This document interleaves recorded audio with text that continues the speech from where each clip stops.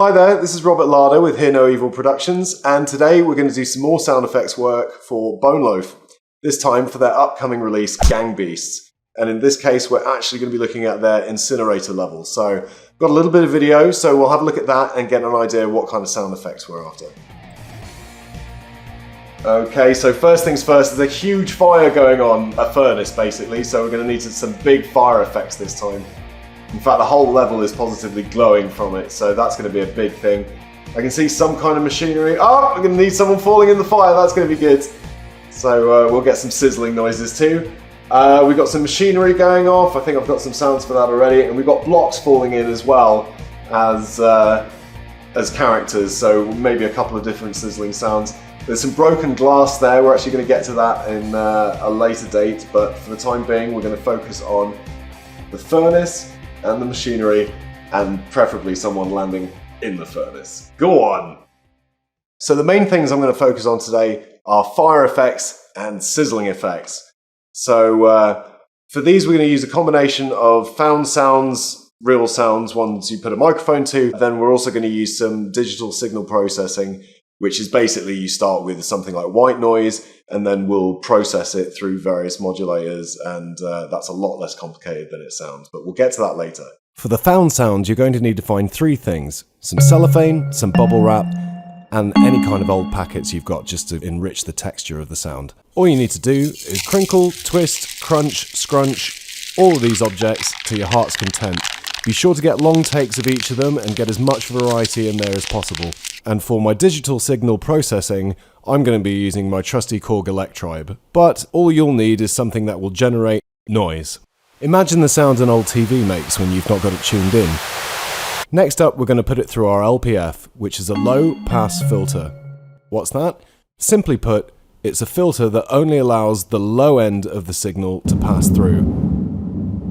How low of a frequency is the filter allowing to pass through? Well, that depends on the cutoff. Listen to what happens when I adjust the cutoff knob manually.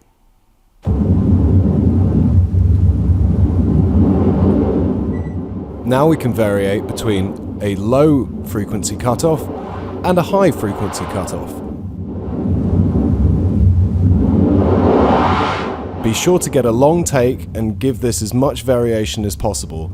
The last thing you want for a fire sound effect is repetition. It will sound synthetic and unnatural. And if you don't feel like adjusting your parameters manually, you can put them through a modulator. What's a modulator? It gives your sound some variation based on the speed, the depth, and the pattern which you choose. In this case, we're going to modulate the pitch. Again, be sure to get a long take and give this as much variation as possible. Okay, so this is where the magic happens. We put it into our audio software and we're going to try and mix all these sounds together. So first of all, let's hear them all back individually. We're going to start off with the cellophane noise, which is not bad, but a little weedy, a little bit on the high end on its own. And then if we were to take that off, and let's hear the bubble wrap on its own briefly. Let's go there, excellent. Also pretty good, but probably not enough on its own. And lastly, the packets.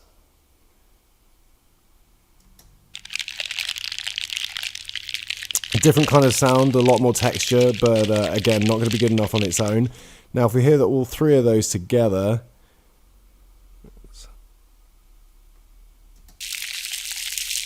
that's starting to sound a lot more convincing, but it's still lacking something.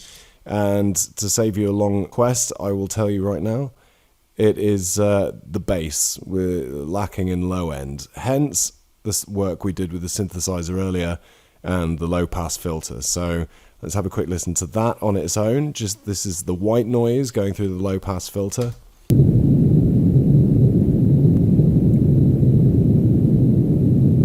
And that'll give it the right kind of undercurrent. Now, using exactly the same technique as I described earlier, I did another take, this time not using a low pass filter but using a high pass filter, which as the name would suggest is the complete opposite. So let's hear precisely the same sound again but just through a high pass filter.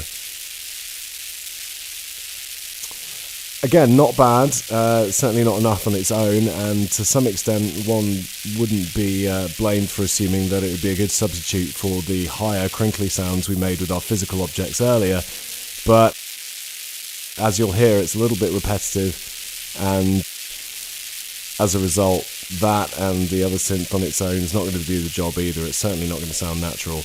So, time for the final result. Let's hear everything together. And this is a little bit what it sounds like.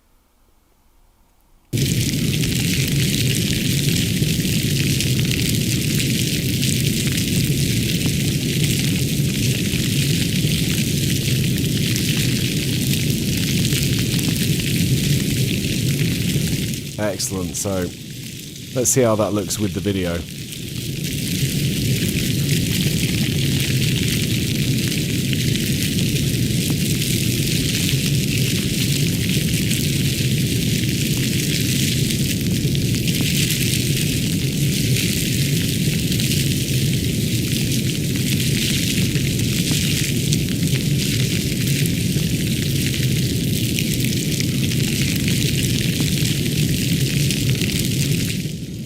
And you'll see from that loop that it loops pretty well as well. I did advise to do long takes. Mine just came to, well, really only about 40 seconds or so, but it's done the job. There's enough organic material in there with the physical stuff, and, you know, it's being nicely supported by that low end. Okay, so last of all, we're going to have some fun making some sizzling noises. And the easiest way to do that is with a frying pan or wok, with a little bit of oil on a high heat. So we've got that heating up right now, and all you need to do is drop something cold into there. Now, I wouldn't recommend using ice or water, as although they'll make some great sounds, they are highly volatile and will most likely damage whatever mic you're using, if not burn you in the process. So as a substitute for that, we are going to use pork.